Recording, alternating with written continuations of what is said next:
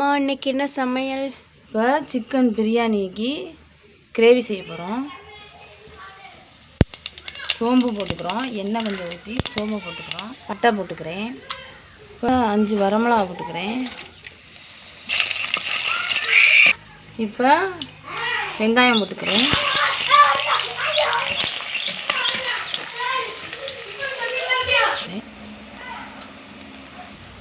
இப்போ 3 தக்காளி போட்டுக்கிறேன். இதை நல்லா வதக்கிக்கலாம். இப்போ தக்காளி வெங்காயம் வதங்கிடுச்சு. இஞ்சி பூண்டு கொஞ்சம் போட்டுக்குவோம். இஞ்சி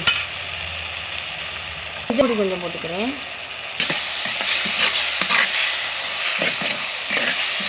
இப்போ சிக்கனை போட்டு வதக்கிக்கலாம். இப்போ கிரேவி தண்ணி நல்லா வற்றிருச்சு. இப்போ மிளகாப்பொடி போடுவோம். இப்போ தனி மிளகாப்பொடி 2 ஸ்பூன் போட்டுக்கிறேன். போட்டு நல்லா கிண்டிக்குவோம். இப்போ அரைச்சி வச்ச தேங்காய் பாலை ஊற்றிக்குவோம். இப்போ நல்லா கெட்டியாகிடுச்சு. உப்பு போதுமான்னு பார்த்துக்கோங்க. உப்பு பத்தலைன்னா கொஞ்சம் போட்டுக்குவோம். எனக்கு அதான் கொஞ்சம் நேரம் நல்லா கொதிக்கட்டும். சிக்கன் கிரேவி நல்லா ரெடி ஆயிடுச்சு. இப்போ கொஞ்சம் போல் லெமனை புழிஞ்சு விடுவோம்.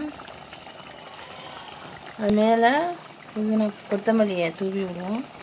அவ்வளோதாங்க, ரெடி ஆயிடுச்சு சிக்கன் கிரேவி.